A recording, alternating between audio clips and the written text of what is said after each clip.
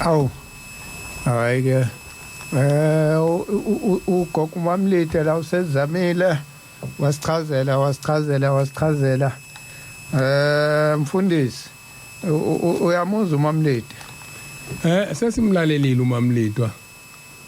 Uthi uMamlitwa indaba zala ekhaya ayitshelwa abantu. Angicela ukuqhubeke nayo le ndaba le la eshiye khona uMamlitwa. Mhlamba ke ngibonge ke khona la ethi uMamlitwa khona. Usefile lo. uMakhula kancane. Khona indaba ayixoxileke emveni kokusho kanjalo. Uthi kwathi kuMashi. Kwasukuma udade wabo wakwabo. Uthi ke bafana ningayifaki-ke lela ngoba izasithatha nabantu.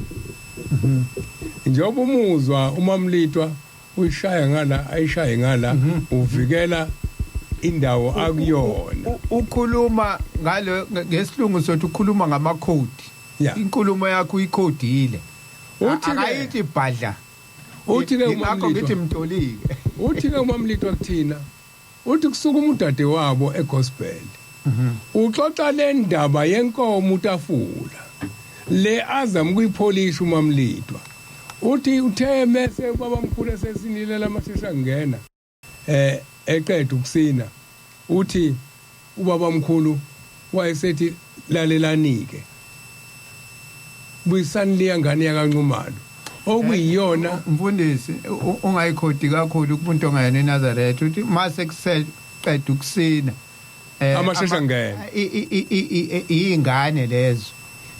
lezo ezisina amashesha ngena kuthiwa amashesha amashesha ngena abantu laba bangangena emntombini nazo ubabamkhulu ke indaba kamanqumalo uyikhomba lapho uyena ozala lo Makhula kancane usethi kubabamkhulu usiyasuka uyongena phakathi kwamashesha ngena kanqumalo mabili ungena phakathi kwawo usethumela isigijima ungale ukuthi akubuyiswe inkomazi ebomvu uTafula ayibalile uMamlitwa akafuni ukungena gxile kule ndaba ngoba uvikela indawo ahleli kuyona Mayisibuyiswa lenkomo sokusikwa isibindi ke ugide wagida namakhosazana wesehlehle ohlala etafuleni lakhe usetha kulethwe lesibindi nenhliziyo ekhishwe kule nkomo uTafula ebulewe usehlala phansi nalentombazana yakanqumalo okuyona ezala uMakhula kancane usiyasiqoba isibindi uyasiqoba sebedla bobabili etafuleni nobabamkhulu ongakaze kwenzeke uthi maNazaretha niyazi ukuthi ngenzani la bathi abantu asazi uthi namhlanje na ke ngiyashada nalentombazana yakanqumalo ngiyashada iyosiza uMnazaretha uma sebuse inkingeni lento aseyisho uMamlitwa manje ayisho uthi ngweni akasayisho lapha kodwa uyakubala uMamlitwa ukuthi lo kuthiwa uyoba namandla aphindwe kasikhombisa bazwile abantu esho njalo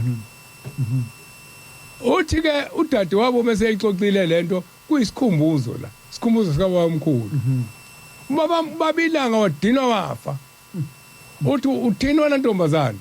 yini lo ikhuluma kuthiwa wayivala ubufakazi ngaleso sikhathi wathi ngabe sasukuma umuntu bathi wadinwa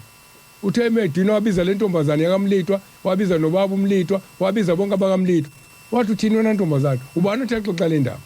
uyazi ukuthi usumbulele lo amazwi awasho kuthina mase sihleli phansi naye uthi uyathi usumbulele lo uthi kuMamlitwa savuka ekseni nobaba nodade wethu siyawubuza ukuthi ubhuti useshonile ngempela yini uthi ufika uthi babamkhulu hayi akashonile ukhona uthi kodwa bengikusho inkosi ilanga le uthi bengikusho kunye bengishola ukuthi njengoba usuyixoxa phakathi kwabantu le ndaba kusenje uyambulala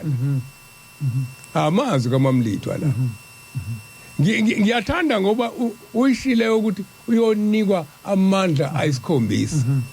uyoshadisa intombi uyonikwa amandla ayisikhombisa ngamanye amazwi mfundisi uShembe la enzalweni yakhe ey'nganeni zakhe zinemsebenzi ehlukahlukene la uShembe unezingane zakhe unemsebenzi ehlukene ngoba nange ethinta nobaba uNkosana uPhakathi ya owahamba wayeSwazi wawusebenza ngaphandle okuthiwa wesindisa abantu ngaphandle kwalelizwe kushuthi uShembe la enzalweni yakhe thina ingakho ke sinalenkinga le yokubuka lo simbukayo sithi uyana yena akekho omunye bese ukuthi igazi yilento engifuna ukisho ukuthi ungalingi uthuka ingane yakaShembe ungalingi uyingene le umbango ngoba uyazi lo mbango uma usubuza umuzi wasekuphakameni ubukisisa umuzi wasekuphakameni wakhiwe kanjani umuzi wasekuphakameni unamasanga asemqoka amathathu kulamasanga amathathu ubukisise bonke labantu abakhe kuwona lamasango ababeke kuwona ubaba ilanga banomlando othile othinta ubuNazaretha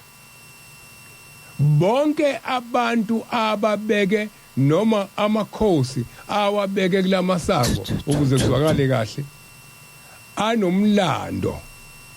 okhona uma ungena ngomdedele ngenzela ukuthi bayibone abantu ukuze bahlukane nokukhuluma izinto abangazazi la uhleli khona hlala kodwa ungathuki inhlamba uma ungena ngomdedele inkosi ilanga yabe kuphasha sangweni kamdedele uma ungena ngodwala labadala inkosi ilanga yabeka uMakhula kancane oyise wenkosi yasegenyezini aniyazi leyo ndlu ngoba niyibonanga uma ungena etsheni elimhlophe inkosi ilanga yabeka inyanga yezulu lapho bonke labantu ubathintile umamlitwa enkulumeni yakhe ubathuka kanjani wena bonke labantu khona into ayikhulumile futhi ubaba ilanga ngabo kakhulu late nje 1964 ukhuluma ngokuphuma kwenyanga yezulu ekuphakameni ubiza insizwa eyivunula ngesikotshi uthi azize ziyogida entanda ixoxa ungcobo wale emlwandle uthi ubiza insizwa eyivunula ngesikotshi uthi kwathi besagida wayesebamisa wayesethi ebabusisa wayesebahlalisa phansi wayesebaxoxela uthi inhla isuthi ngibone isimangaliso ngibone ngaleso sikhathi uthi ubaba omncane ukuze baqonde abantu uthi ngibona ubaba omncane ekhuphuka ngomgwaqo lenyanga yezulu engikhuluma ngayo kwakuthiwa ubaba omncane ngaleso sikhathi inikwe indawo esangweni lokuphuma ila ikhona indlu yenyanga yezulu sekhona namanje ekuphakameni kuhleli ibandla elimenyezelwe ilanga ngomhla ka20 ngomhla ka15 March ibona abahlele kuphakameni manje na ubanika onamandla okuthuka lapho ake ngikhulume ngithe ngizokhuluma ngathi ngiyafa namhlanje abantu okwathi bokuqala lento khona amakhosikazi engiwaziyo adunusa adunisele kuphakameni adunisele umzi wasekuphakameni edunisela inkosi uPhasha ngiyathemba ukuthi amanyawo ayengawazi lo mlando kanjalo nabantu abalwa nenyanga yezulu muzwane iphume kuphakameni okuqala ingaphumi nebandla inyanga yezulu ayikhishwanga izingane zenkosi ilanga siyixoxile la ngelinye ilanga kuyisikhumbuzo senyanga yezulu kuxoxa ucebe khulu amakhosikazi wonke ayebhizi ngemuva nje kujela inyanga yezulu ngamatshe akaze aphile kahle awahambanga kahle iqiniso le angazi noma zike ibuze izingane ukuthi njengoba oma bethu noma ogogo bethu babehlele emzini wasekuphakameni abekho yini abangene ebhadini lokuthi bathuke uPhasha abekho yini abangene ebhadini lokuthi bathuke inyanga yezulu mzwana ikhishwayo ukuze ngoba lento ngenzeka namhlanje uphile kahle ivuke egcinene ezinganeni zakho ngoba labantu kukhulunyiwe ngawo ukukhuluma inkosi ilanga ukuhlukana lokho sikubonayo abatwana basezulwini akuyona into yomuntu into kwakhulunywa ngayo ukuthi kuzisikhathi senkokhelo khuluma inkosi ilanga silalele sizwa ngoba nobabcebe khulu kusawagodla amagama njengoba ungawezwa nje mayikhuluma lapha ya sawakhipha ayiwasho kodwa wawasho amakhosikazi washo kuningi akusho kodwa ke sakugodla ngoba asangene kusemndenini lokho ukuthi wona wenze njani uze uthi ucebe khulu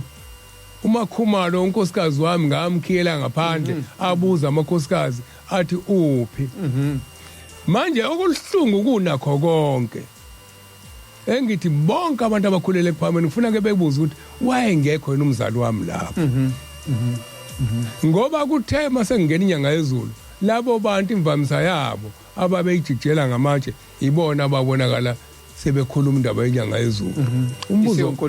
umbuzo wami umunyeke ukuthi ngoba ngesabatha lokuqala ithi inyanga yezulu nina nangikhiphe kuphakameni akekho waya kuyona wafuthi ngizoshweleza babonakala sebefaka amaduku abhala ukuthi AK Shembe bengakaze bayicele intethelelo yokuthi sakukhiphe kuphakameni ebanikile ithuba uma kwenzeka ngelinye ilanga siziba lento ivuke einganeni zethu yokuthuka kwenyanga yezulu yokuthuka kaphasha bebe negazi likaBhombela benegazi lelanga othukuyise uthuka indodana